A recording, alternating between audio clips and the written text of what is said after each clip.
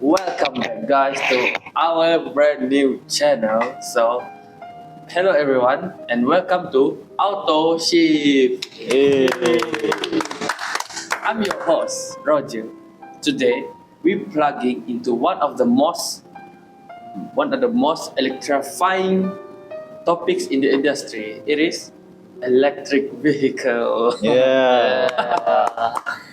Are they truly the inevitable future of how we drive, promising a cleaner, smarter commute? Or is the hype running ahead of reality, overlooking significant hurdles, or EV are everywhere in the conversation? To help us unpack this complex issue, I'm joined by our fantastic panel, Andrew, Yeah. Elvia, Good to be. and also Rudy. Hello. Welcome, everyone. Welcome. Let's get started with our discussion. Andrew, beyond the environment aspect, what makes EV technologically compelling? What the driving experience like? Technologically, EVs represent a fundamental shift. The biggest difference drivers notice is instant torque. Unlike gasoline cars that need to build revs, electric motors deliver maximum power immediately. This translates to surprisingly quick acceleration even in non-performance models. They are also incredibly quiet and smooth, and it is also reducing cabin noise and vibration significantly. Furthermore, EVs have fewer moving parts than internal combustion engine, also known as ICE cars, so no oil change, no complex exhaust systems, which generally means low maintenance requirements over the vehicle's life. Battery technology is also advancing rapidly, leading to longer range and potential faster charging times down the line. Oh, That's all from me. that's smooth. Quiet acceleration is definitely something people talk about. So, Elvin, Yes. turning to you, the environmental benefit is often the main reason people switch to EVs. How significant is the positive impact to the environment, considering things like battery production? That's the core question. The most obvious benefit is zero tailpipe emissions.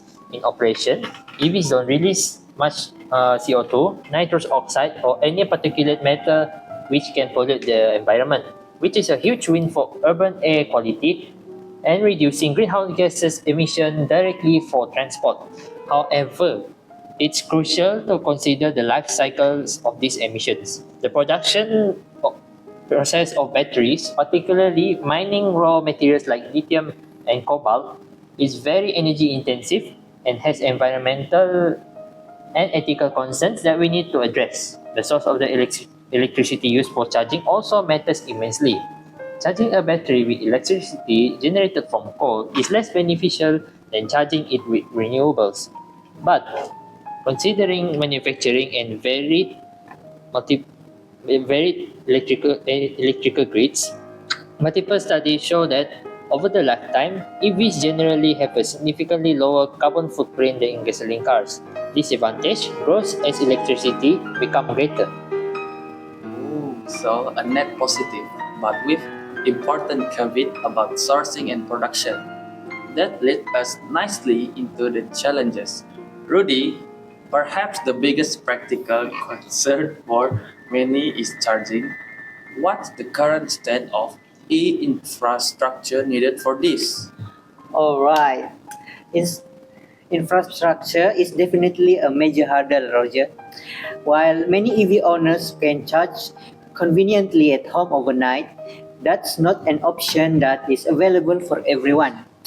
So, especially those are living in apartments or other places that no dedicated parking for EVs.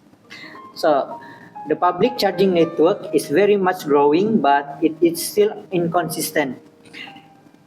You have different charging speeds, for example, level 2 and DC fast charging.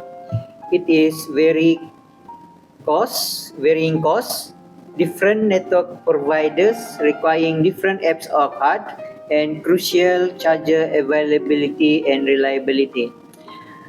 Finding an available worker charger, especially during long trips or in less populated area, can still be a challenge. We also need to consider the impact of the electrical grid.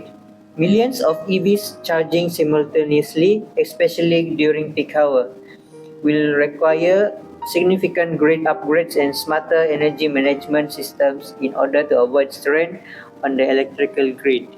Oh, I see. Great impact is quite a big one. Alvin, alongside charging worries, potential buyers often cite two things: purchase price and range anxiety. How are these factors playing out in the market? Absolutely. Upfront cost remains a barrier. While EVs prices are steadily decreasing, they still carry a premium compared to regular gasoline models. Although government incentives in many regions can help offset this, however, it's important to look at the total cost of ownership or TCO. Low fuel costs, which is electricity versus gasoline, and reduced maintenance, as Andrew mentioned, can make EVs cheaper to run over several years. Range anxiety, the fear of running out of charge before reaching a destination or a charger, is definitely real, though perhaps lessening as newer EVs offer ranges well over 200 until 300 miles. But longer road trips will still require more planning than with a gasoline car. This is because battery degradation and potential replacement costs down the line are concerning consumers very concerning for consumers, even though batteries are generally warranted for many years. So the economics are shifting, but upfront costs and charging convenience are still key decision points. Looking ahead then, Rudy, what are the market trends telling us? Is momentum truly unstoppable? So, the market momentum is undeniably strong. We are seeing exponential growth in EV sales globally. Many major auto markets have committed billions to electrifications, setting phase-out dates for gasoline car production. Government regulations are incentives are also powerful drivers in this trend.